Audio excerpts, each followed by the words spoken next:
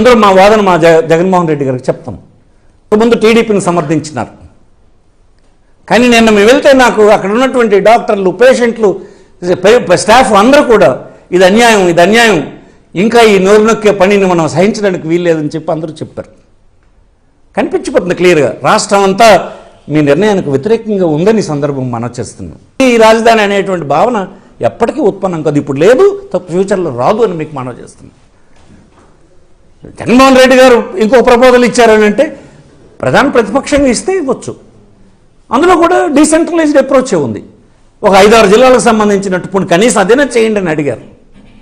20,000 కోట్లతో అయిపోయినటువంటి ప్రతిపాదన ఇచ్చారు. మీకు అవన్నీ వద్దు, ఆ 1,00,000 కోట్లలో చేయాలి. ఆ భూమిని అమ్ముకోవాలి. కోర్ క్యాపిటల్ ఎంత అండి మీరు పెడతారు?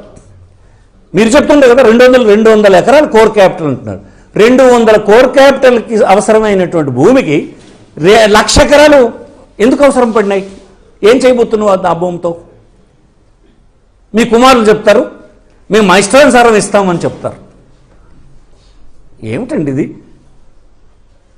ఈ దేశంలో రాజ్యాంగంలో ఉన్న రైట్ టు ప్రాపర్టీ యాక్ట్ రైతులు గుర్తించదా? ఆ చుట్టూన్నటువంటి భూముల మీద మీరున్నటువంటి చట్టాలను పెట్టి నిషేధం విధిస్తారు, అవి పెంచడానికి, అమ్మడానికి లేకుండా.